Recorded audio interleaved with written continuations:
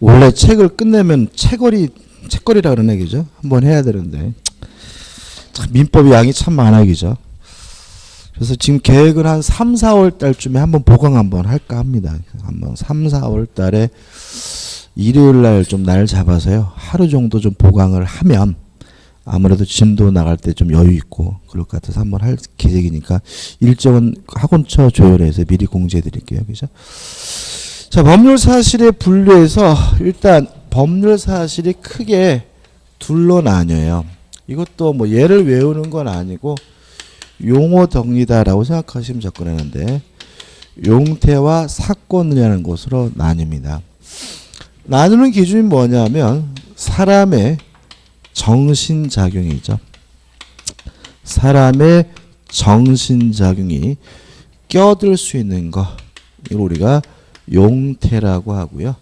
사람의 정신작용이 껴들 수 없는 것, 개입될 수 없는 걸 우리가 사건이라고 합니다. 쉬운 것부터 먼저 볼 거예요. 그죠?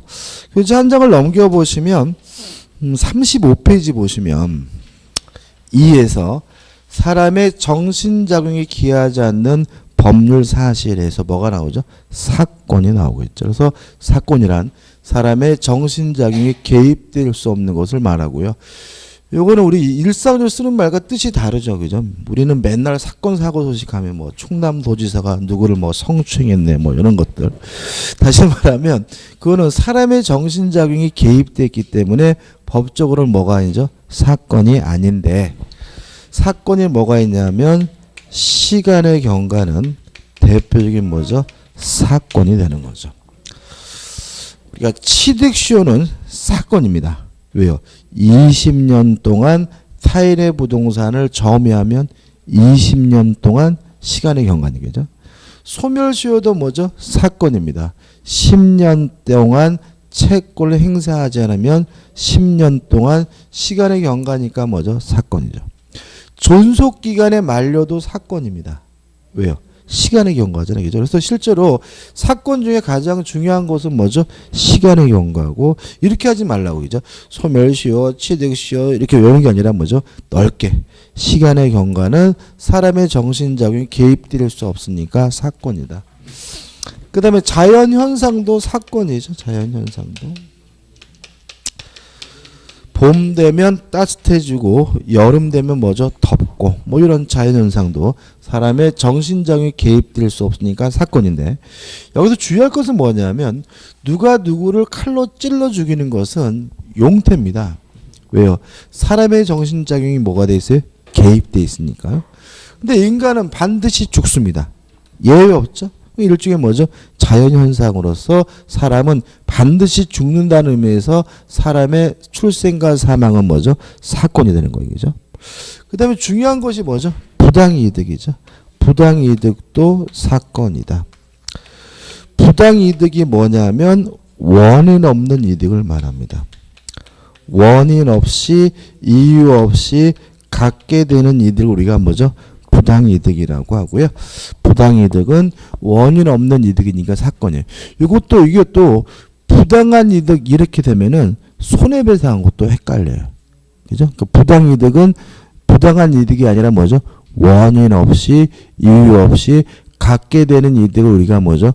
부당이득이라고 하고 원인이 없다는 말 속에는 사람의 정신적인 개입되지 않는다는 말을 포함하기 때문에 얘도 뭐죠? 사건이 됩니다. 사건은 끝이죠.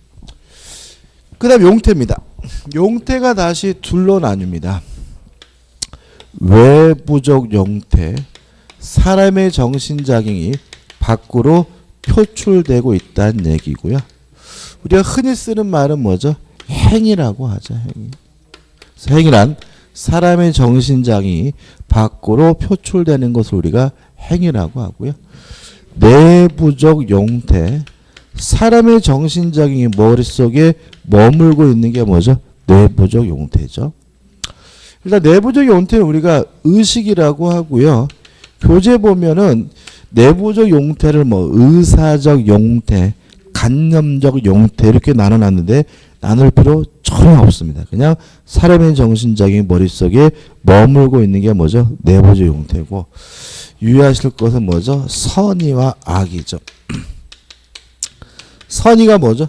모르고 있는 정신 상태. 악의가 뭐죠? 알고 있는 정신 상태. 선의 제3자 그럼 뭐죠? 모르는 제3자. 악의 제3자는 뭐죠? 알고 있는 제3자입니다. 끝입니다. 그 다음 외부적 용태 행위가 다시 둘로 나뉘어요. 둘로 나뉘는데 법에 부합하면 뭐죠? 적법행위와 법에 반하는 뭐죠? 위법행위로 나뉘고 있고요. 위법행위가 우리 민법상 두 가지입니다. 중요하죠. 채무 불이행은 위법행위입니다. 채무 불이행이 뭐였죠? 고의나 과실로 채무를 이행하지 않거나 못하는 게 뭐죠? 채무 불이행이고요. 불법행위 개념도 은근히 중요합니다. 불법행위라는 말은 뭐냐면 고의나 과실로 인하여 타인에게 손해를 입히는 게 뭐죠? 불법행위입니다.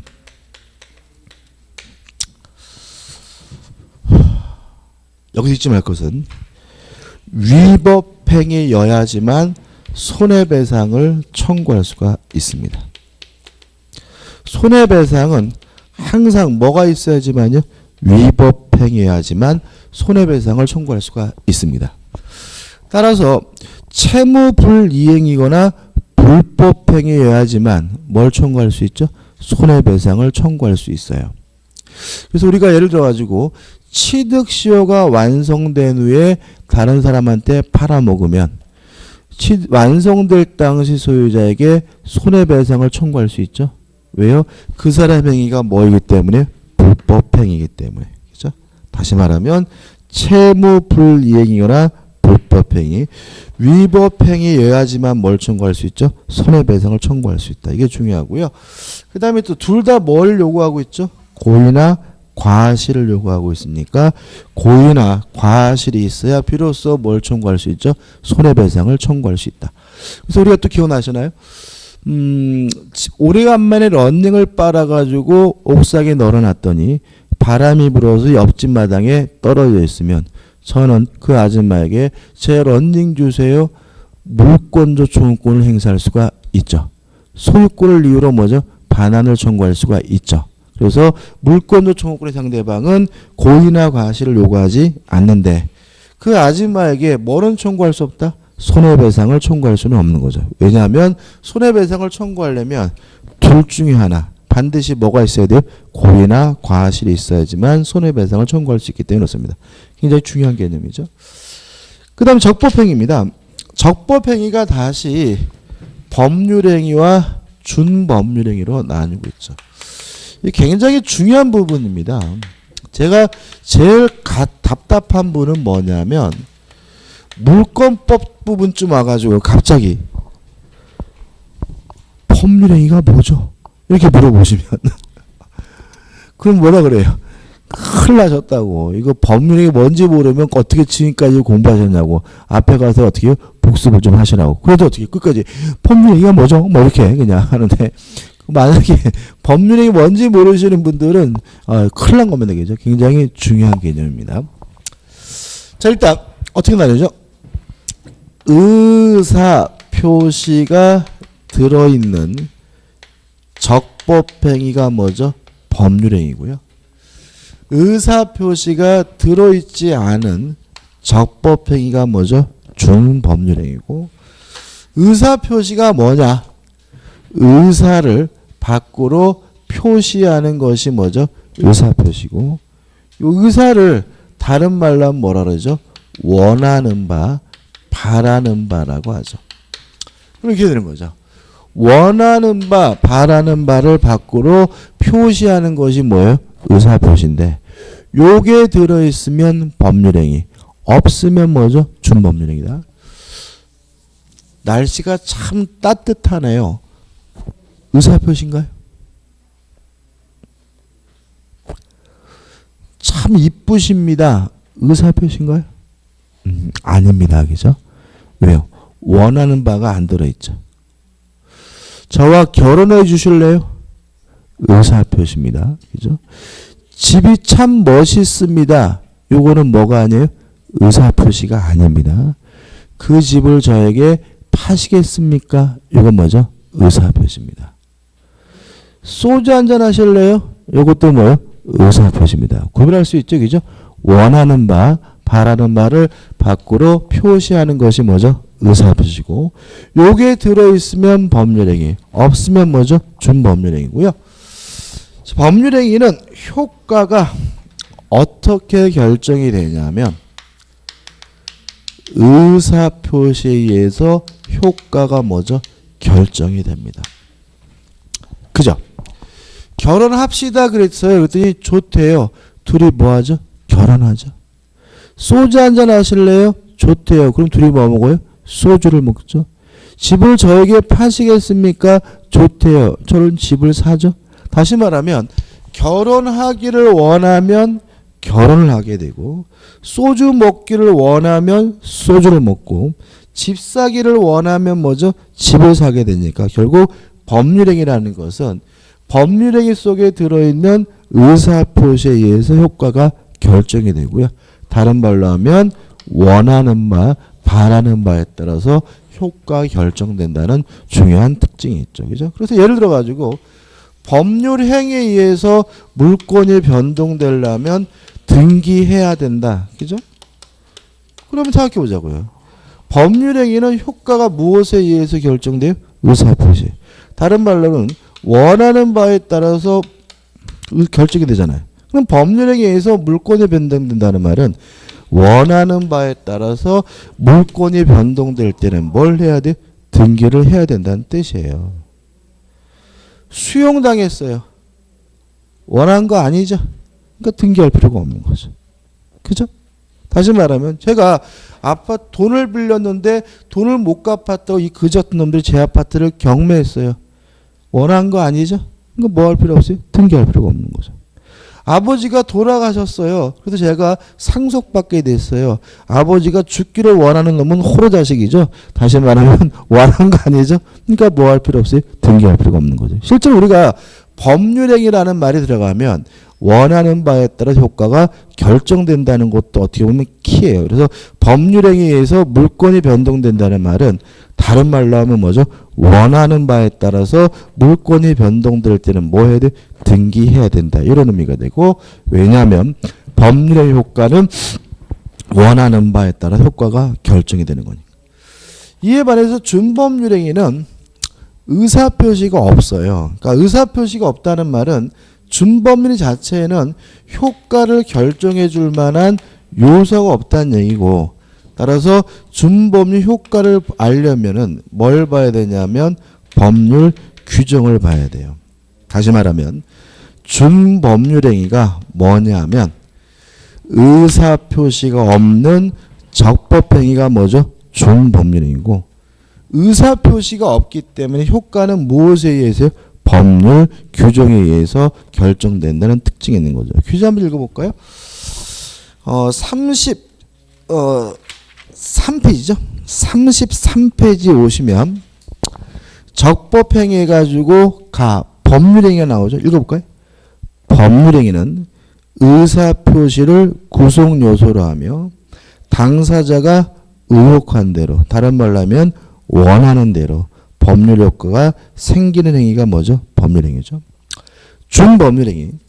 의사표시가 없는 적법행위를 준법률행위라고 하며 행위자의 의도와는 관계없이 법률의 규정에 의하여 일정한 효과가 부여되는 것이 특징이라는 말은 효과가 무엇에 의해서 결정된다는 거죠?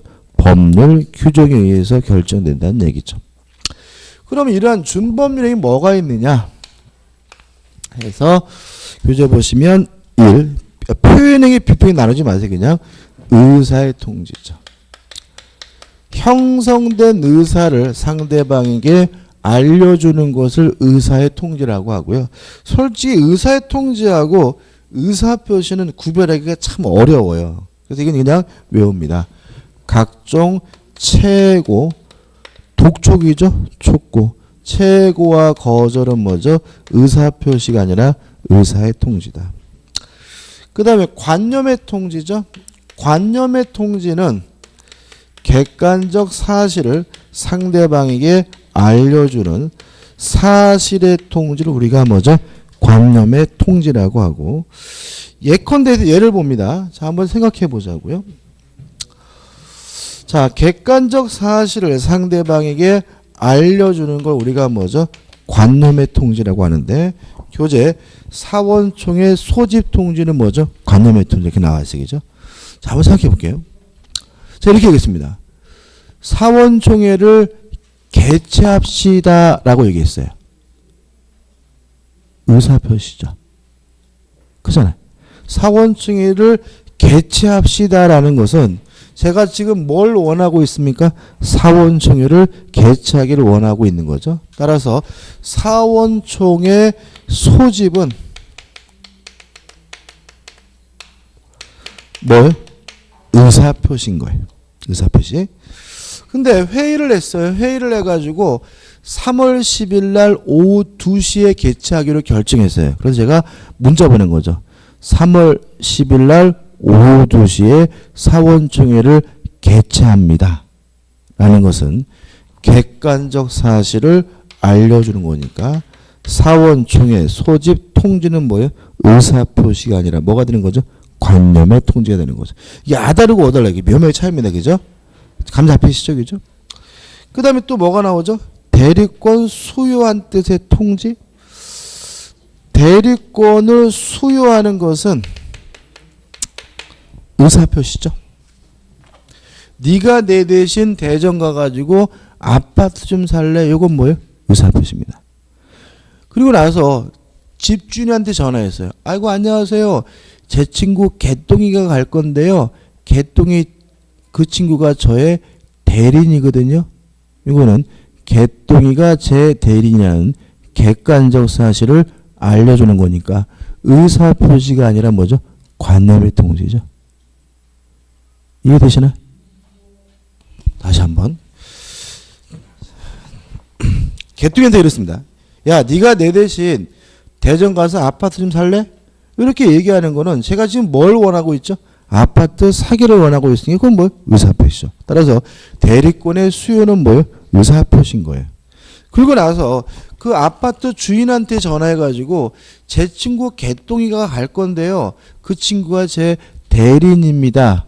라고 얘기하는 것은 대리인이 개똥이라는 객관적 사실을 알려주는 거니까 의사표시가 아니라 뭐죠? 관념의 통지라고요. 따라서 대리권 수요한 뜻의 통지, 대리권 수요의 표시는 의사표시가 아니라 뭐죠?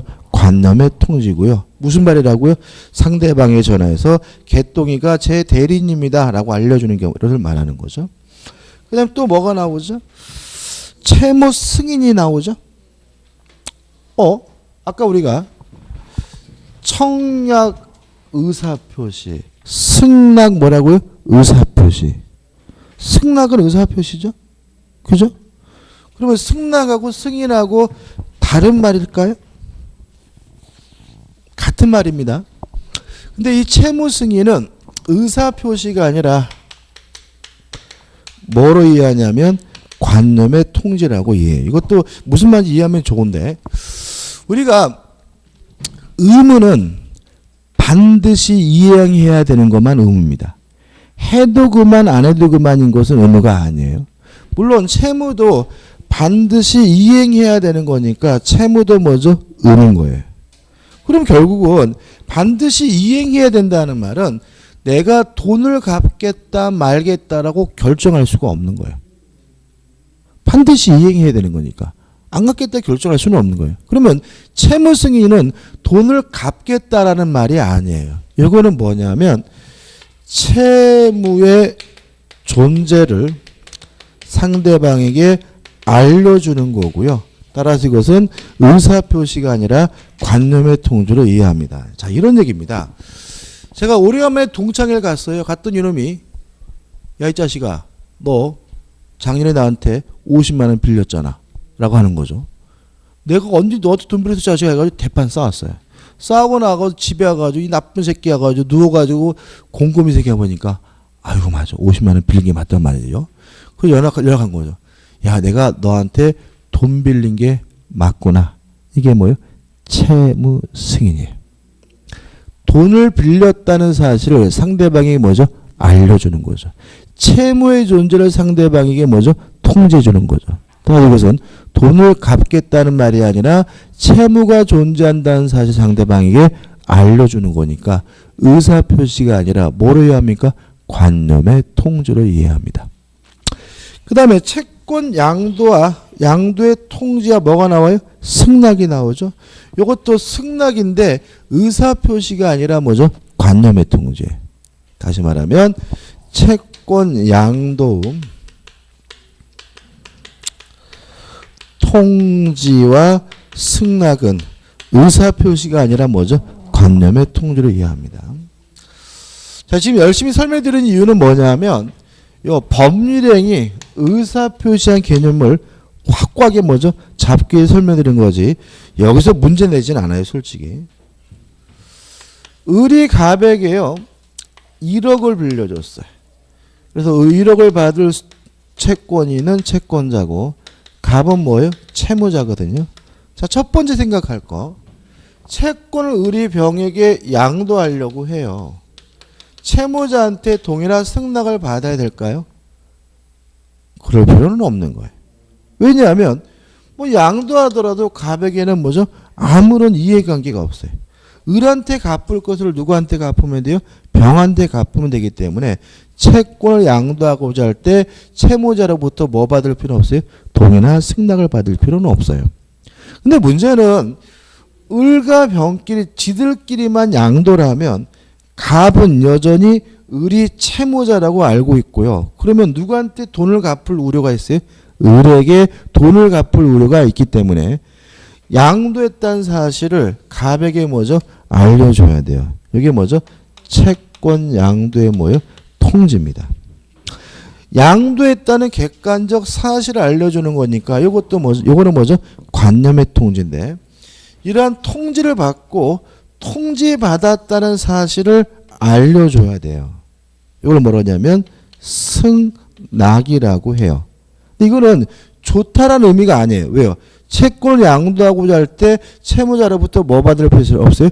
동의나 승낙을 받을 필요는 없는 거기 때문에. 그래서 이 승낙은 양도해도 좋다라는 의사표시가 아니라 통지받았다는 사실을 알려주는 뭐에 불과한 거죠? 관념의 통지로 불과하다는 것이 우리 통솔의 입장입니다. 자, 다시 한번요. 채권을 양도하고자 할 때 채무자로부터 동의나 승낙은 받을 필요가 없습니다. 다만 통지를 받았다는 사실을 상대방에게 채무자가 알려줘야 되는데 이걸 우리가 채권 양도의 승낙이라고 하고요. 승낙이라고 되어 있지만 뭐는 아니죠? 의사표시는 아니고 뭐죠? 관념의 통지로 봅니다. 다른 용어로 좀 바꿨으면 좋겠는데 뭐 계속해서 굳어 있는 의미이기 때문에 승낙이라는 말을 씁니다. 끝이죠, 그죠? 다 했어요, 그죠? 그 다음에 한 장을 넘겨보시면 너 있구나. 감정의 표시가 있죠, 그죠? 아, 오늘 기분 더러운데 이런 거잖아요, 그죠? 감정의 표시. 아, 기분 더럽다. 이건 뭐가 아니에요? 의사 표시는 아니죠. 그죠? 감정의 표시고. 아, 준법률이. 그 중에서 뭐가 돼요? 감정의 표시죠. 아, 참 이쁘시네. 이런 것도 뭐예요? 감정의 표시로 들어가요. 근데 우리 이것도 시험하고 상관이 없는데 이해를 돕기 위해서 말씀드리면 감정의 표시로서 법적인 의무가 있는 건 뭐냐면 용서입니다. 용서. 용서는 감정의 표시로서 뭐죠? 준법률행위인데요. 참고로 용서는 함부로 하는 거 아닙니다. 왜냐하면 용서를 하게 되면 그 용서한 사유를 가지고는 법적 분쟁을 야기할 수는 없어요. 지금 안희정이 지금 어디 있는지 모른다고 나오더라고요. 지금 가장 지금 곤란한 분이 누구죠? 안희정 부인이겠죠. 그잖아요. 지금 상황이 그죠. 그분 입장에서는 이게 뭐예요? 그러니까는 그 우리 신랑 믿고 정친이라고 뒷바라지 한다고 또 그 사람은 또 깜빵가지 갔다 왔잖아요. 그죠? 옷바라지하고 그죠? 믿고 살았는데 갑자기 이 인간이 뭐죠? 비서를 뭐죠? 성추행을 하는 남자였다. 그러면 와이프 입장에서 뭐죠? 멘붕이고 아이들도 뭐죠? 굉장히 힘들겠죠. 그죠? 지금 상황이 그죠. 그래서 저는 개인적으로 참 안타깝죠. 그죠? 근데 만약에, 이런 얘기 들으면 적반지 모르겠네.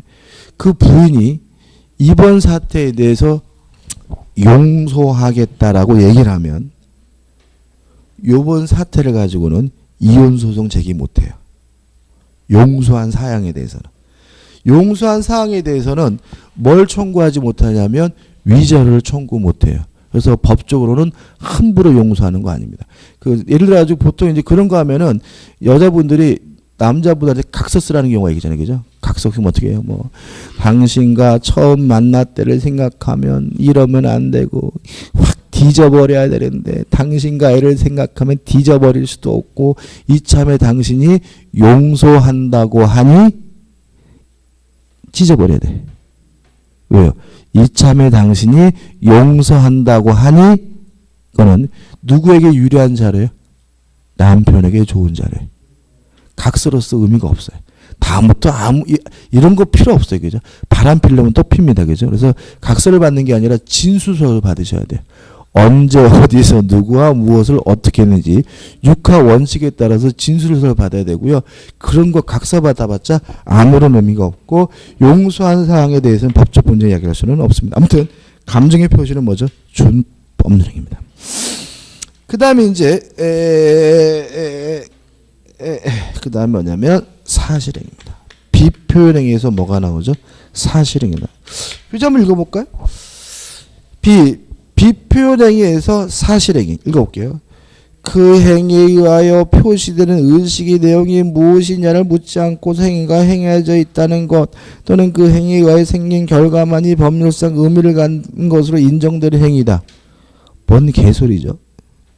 밑에 순수 사실행위 그다음에 혼합 사실행위 나눌 필요는 없어요. 나눌 필요도 없고 얘도 중요하지 않은데 원래 이게 무슨 말이냐면 어떤 행위가 있을 때 그 행위를 하게 된 이유는 묻지 않고 행위 자체가 법적으로 의미가 있는 행위를 뭐죠? 사실행위를 한다. 이런 얘기예요. 근데 이런 거는 우리가 문제를 풀거나 책을 풀 때 이해할 수 없어요. 우리는 어떻게 읽어갈 거냐면 요 의사의 통지, 간념의 통지, 감정의 표시를 제외한 기타 나머지 준법률행위를 몽창 뭐라 그러냐면 사실행위라고 한다. 사실행위는 뭐죠? 나머지 개념이기 때문에 외울 수도 없고 종류도 대견히 다단합니다. 그래서 우리 인간의 행위 중에서 99%는 다 뭐냐면 사실행위로 들어와요. 그죠? 제가 아침에 일어나서 제일 먼저 뭘 했냐면요. 이빨을 닦았어요. 이빨 닦는 건 뭐죠? 행위고 적법하고 이빨 닦는 행위 속에는 뭐가 없어요? 의사표시가 없으니까 준법률행위고 사실행위인 거죠. 그죠? 밥을 먹었다 이런 것도 뭐예요? 사실행위.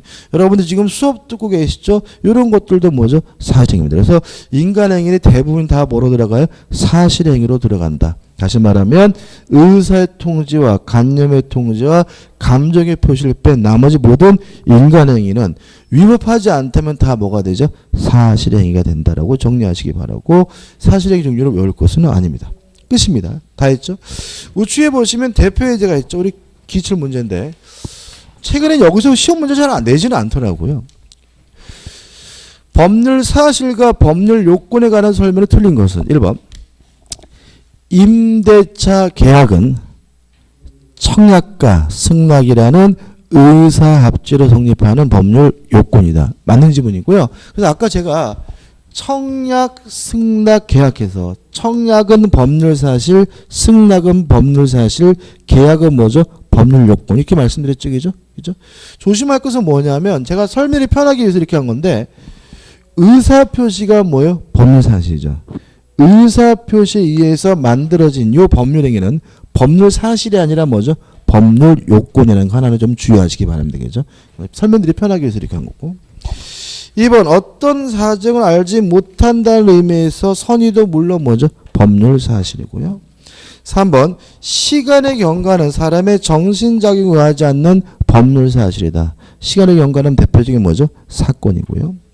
4번 무권 대리행위의 추인 여부에 관한 상대방의 최고는 의사의 통지이다. 각종 최고와 거절은 뭐죠? 의사의 통지죠. 5번 민법 제552조에 따라 상대방이 최고했음에도 해제권자의 통지가 없기 때문에 해제권이 소멸하는 효과는 당사자 의사에 근거한다. X죠. 자, 왜냐하면 최고는 뭐죠? 준법률행위고 준법률 효과는 무엇에 의해서 결정됩니까? 법률 규정에 의해서 결정되죠. 다시 한번 볼까요? 민법 제552조에 따라 상대방이 최고에다가 둥글뱅이를 쳐보시고요. 해제권자의 통지가 없기 때문에 해제권이 소멸하는 효과는에다가 동글뱅이 쳐보면 이제 명백히 들어와요. 최고의 효과는 당사자 의사에 근거한다. X. 최고는 준법률행위고 준법률의 효과가 무엇에 의해서 결정됩니까? 법률 규정에 의해서 결정됩니다. 그 다음에 좀 문제 푸실 때 이런 분 있어요. 민법 제552조 이렇게 나오니까 아씨 이거 몇 절 다 외워야 되나 보네. 외울 필요 없습니다. 그죠? 민법 제552조가 무슨 얘기인지 저도 잘 몰라요. 보니까 아는 거지. 그죠? 몇 조에 뭐가 있는지 아는 사람은 없어요. 참고로 제가 재미있게 해드리면 부산에서 그 한 여자분이 그분은 암기력이 대단하신가 봐요. 민법을 외운대요. 그래서 자기는 뭐 1조, 2조 이렇게 쫙쫙 외운다는 거죠. 103조, 104조 이렇게. 근데 웃긴 건 그 양반이 다른 분들한테도 외우라고 시키고 계시더라고. 그러니까 본인이 암기력이 뛰어나셔가지고 외우는 거야. 막을 이유는 없지만 왜 남까지 그걸 외우라 그래. 그래가지고 뭐 기분이 주인분들한테 뭐 103조는 뭐고 막 다 외워야 된다고 이렇게 막 얘기하고 계신다는데 그럴 필요는 전혀 없습니다. 이제 지나가는 거고. 그 다음에 우리 언어는 이 문장의 중요한 거는 뭐죠? 효과는 당사자 의사에 근거한다는 얘기잖아요. 근데 우리가 생각해 보면은 효과는 당사자 의사, 효과가 당사자 의사에 의해서 결정되는 거는 뭐만이죠? 법률행위만 그런 거죠. 그죠? 계약이나 뭐죠? 단독행위만 그런 거니까 틀렸다는 거 우리가 찾아낼 수 있으면 됩니다. 끝입니다. 넘겨보시면 36페이지에 이제 드디어 이제 뭐가 나오죠? 법률행위 또 나오죠. 법률행위는 뭐 더 이상 설명드릴 게 없습니다. 의사표시가 들어있는 적법행위가 뭐죠? 법률행위고 효과는 무엇에 의해서 결정됩니까? 의사표시에 의해서 결정된다. 따라서 이 법률행위와 의사표시에서 서설에서 밑에서부터 세 번째를 보시면 의사표시는 법률행위의 불가결의 구성요소이다. 왜요? 의사표시가 없으면 법률행위가 아니라 뭐죠? 준법률행위니까요. 우측에 맨에 나 법률행위는 한 개 또는 수개의 의사표시 또는 기타의 법률 사실로 성립한다. 다시 말하면 반드시 법률이 되려면 뭐가 필요해요? 의사표시가 필요하지만 의사표시만으로만 구성되는 건 아니에요. 또 기타의 법률 사실도 포함될 수 있어요. 예를 들어서 나와 결혼해 줄래? 의사표시죠? 그죠? 근데 그쪽에서 좋아. 그래도 아직 부부는 아니죠. 결혼하자 좋다라는 의사표시 외에 부부가 되려면 결혼하려면 혼인신고라는 뭐가 있어야 돼요? 사실행위가 있어야 비로소 뭐가 돼요? 부부가 되는 거니까 법률행위는 의사표시가 반드시 있어야 되지만 의사표시만으로만 구성된 것은 아니고 사실행위 등이 포함되는 경우도 있다는 거 조심하셔야 되고요. 다음 법률행위는 법률 요건이고 그 속에 있는 의사표시가 뭐죠? 법률 사실이다. 라번 법률 효과는 무엇에 의해서 결정됩니까? 의사표시에 의해서 결정되니까 의사표시가 무효면 법률행위도 뭐죠? 무효고 의사표시가 취소가 되면 법률행위도 뭐가 돼요? 취소가 된다죠. 그 다음 법률 요건이 나옵니다. 일단 성립 요건이죠. 은근히 시험에 가끔 나오는데 일단 법률행위가 성립하기 위해서 어떤 요건이 필요한가 해가지고 일반 성립 요건으로서 당사자 의사표시 목적이 있어야 한다 라고 나와 있죠. 이것도 기억해 두시고 중요한 거 여기서는 뭐죠? 중요한 것이 뭐냐면 특별 성립 요건인데 요물 계약이란 말이 떠올라야 됩니다. 요물 계약이란 계약이 성립되기 위해서 일정한 물건이나 행위가 요구되는 계약이 뭐죠? 요물 계약이죠. 따라서 요물 계약에서 요구하는 그 물건이나 행위는 계약, 법률행위 뭐가 되는 거죠? 성립 요건이 됩니다. 저번 주에도 한번 말씀드렸던 것 같은데 저번 주 말씀드렸네. 다시 한번 우리는 성립 요건 하면 요물 계약이란 말이 팍 떠올라야 돼. 다른 건 몰라도. 요물 계약하면 뭐가요? 성립 요건이란 말이 떠올라야 되겠죠. 그럼 요물 계약 뭐가 있죠? 계약금 계약은 뭐죠? 요물 계약이니까 계약금 계약에서 계약금의 지급은 법률행위 뭐가 되는 거죠? 성립 요건이 됩니다. 보증금 계약도 뭐였죠? 요물 계약이었죠. 따라서 보증금 계약에서 보증금의 지급은 뭐가 돼요? 성립 요건이 됩니다. 대물 변제도 요물 계약이거든요. 따라서 대물 변제에서 재산권의 이전은 법률행위 뭐가 돼요? 성립 요건이 됩니다. 현상 광고도 요물 계약이었죠. 따라서 현상 광고에서 지정된 행위를 완성하는 것은 뭐가 되냐면 법률행위 뭐가 돼요? 성립 요건이 됩니다. 다시 말하면 성립 요건 하면 요물 계약이 떠올라야 되겠죠. 따라서 계약금 계약, 보증금 계약, 대물 변제, 현상 광고가 떠올리셔야 됩니다. 그래서 가끔 시험에 나옵니다. 그 다음에 효력 요건이죠. 일단 이런 얘기입니다. 성립한 법률행위는 무효일 수도 있고 뭐일 수도 있냐면 유효일 수도 있고요. 성립한 법률행위가 유효하기 위해선 일정한 무엇을 갖춰야 되냐면 요건을 갖춰야 되는데 이걸 우리가 유효 요건 또는 효력 요건이라고 하고요. 넘겨보시면 일반 효력 요건 해가지고 당사자에게는 능력이 존재해야 된다. 또 의사 표시는 합치가 되고 의사가 형성되는 과정에서 하자가 없어야 한다. 또 목적에 대해서는 목적이 확정될 수 있고 가능하고 적법하고 사회적 타당성이 있어야 된다. 이거 제가 흘려 쓰는 이유가 있습니다. 일단 당사자의 유효권이 능력은 시험 범위가 아니기 때문에 아까 했죠. 권리 능력, 의사 능력, 제한 능력, 행위능력 끝난 거고.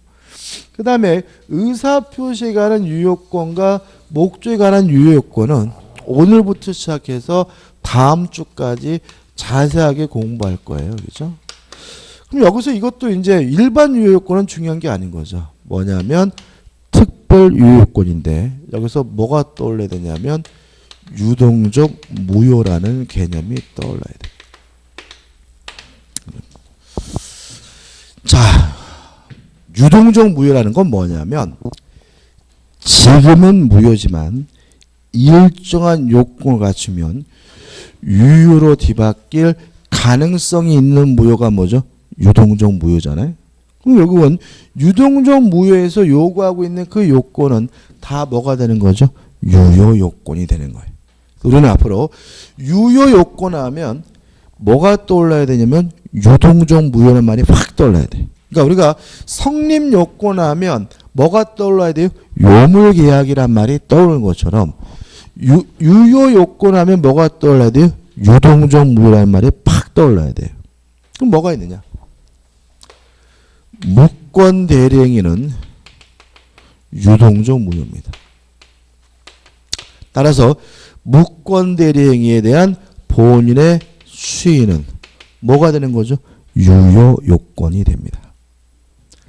두 번째, 토지, 거래, 허가, 구역 내에서 거래하면 일단은 뭐죠? 무효지만 허가를 받으면 뭐로 바뀌어요? 유효로 바뀌니까 토지 거래, 허가, 구역 내 거래에서 허가도 뭐죠? 유효권이 됩니다. 세 번째, 정지 조건이죠. 정지 조건이란 현재 효과가 없는 겁니다. 다만 조건이 성취가 되면 뭐가 생겨요? 효과가 생기는 거니까 정지 조건 대표적인 유동적 무효고요. 따라서 정지 조건에서 조건 성취는 뭐가 되는 거죠? 유효 요건이 됩니다. 이해되시나? 그죠? 정지 조건이 뭐라고요? 현재 지금은 효과가 없지만 조건이 성취가 되면 효과가 생길지도 모르는 게 뭐예요? 정지 조건입니다. 따라 정지 조건은 현재 뭐가 없어요? 효과 없는데 성취가 되면 뭐가 생겨요? 효과가 생기니까 대표적인 뭐죠? 유동적 무효고 따라서 정지 조건에서 조건 성취는 뭐가 되는 거죠? 유효 요건이 되는 거죠. 시기부 법률행위입니다. 시기부 법률행위에서 기한의 도래도 뭐죠? 유동적 무효고 유효 요건입니다. 자, 이런 얘기죠. 오늘 임대차 계약을 했어요. 계약을 하면서 계약 기간을 예를 들어서 3월 20일부터 뭐 1년이다. 이렇게 계약을 하면 3월 20일이 돼야 임대차 계약의 효과가 생기는 거죠. 지금은 아직 임대차 계약 효과가 없는 거죠. 그죠? 따라서 이것도 뭐예요? 유동적 무효예요. 그죠? 지금은 무효지만 기한이 도래야 뭐죠? 유효가 되니까 이것도 유동적 무효고 따라서 시기부 법률행위에서 기한의 도래도 뭐죠? 유효 요건이 됩니다. 꼭 기억해 두시고 이것과 관련돼 가지고 무엇을 껴느냐 하면은 이게 총 4가지잖아요. 그죠? 뭘 껴느냐면 농지 취득 자격 증명을 자꾸 집어넣습니다. 일단 농지 취득 자격 증명은 유동적 무효가 아닙니다. 따라서 농지 취득 자격 증명은 뭐도 아닌 거죠? 유효 요건도 아닙니다. 자, 이게 이런 얘기입니다. 우리는 경작자 유존의 원칙에 따라서요. 경작자이어야지만 농지를 취득할 수 있어요. 따라서 농지를 구입하고 자기 앞으로 이전 등기를 하기 위해서는 경작자임을 입증할 수 있는 뭐가 첨부가 돼야 돼요? 농지 취득 죄송합니다. 어쩐지 표정들이 이상하시더라. 농지 취득 자격 증명이라는 것을 첨부해야 되고요. 농지 취득 자격 증명이 없으면 자기 앞으로 등기를 못해요. 등기를 못할 뿐이지 매매가 무효인 것은 아니에요. 매매는 뭐죠? 유효합니다. 다만 뭘 못해요? 등기를 못할 뿐입니다. 따라서 매매는 유효다. 뭐가 아닌 거죠? 유동적 무효가 아닌 거예요. 매매는 이미 유효다. 뭐도 아닌 거죠? 유효권도 아닌 겁니다. 다시 한번요. 농지 취득 자격 증명이 있어야 자기 앞으로 뭘 할 수 있어요? 등기를 할 수 있어요. 농지 취득 자격 증명이 없다 해서 매매 계약 자체가 뭐인 건 아니에요? 무효인 것은 아니에요. 따라 이것은 유동적 무효도 아니고 무엇도 아닙니까? 유효 요건도 아닙니다. 끝이고요. 정리하는 의미에서 뭐가 나오죠? 대표 예제가 나오죠. 한번 풀어볼게요.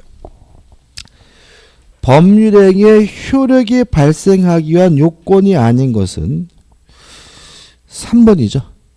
계약금 계약에서 계약금의 지급은 성립 요건입니다. 뭐라고요? 성립 요건. 왜 제가 문제를 풀기 위해서 성립 요건 하면 요목이야. 유효 요건 하면 뭐죠? 유동적 무효. 이게 팍 떠올라야 돼요. 이게 안 떠올리면 뭘 물어보는 거지? 이러면서 뭐죠? 틀릴 수가 있기 때문에 조심하시기 바라고, 다시 말하면 계약금을 계약해서 계약금의 지급은 유효 요건이 아니라 뭐죠? 성립 요건이므로 답은 뭐죠? 3번이다.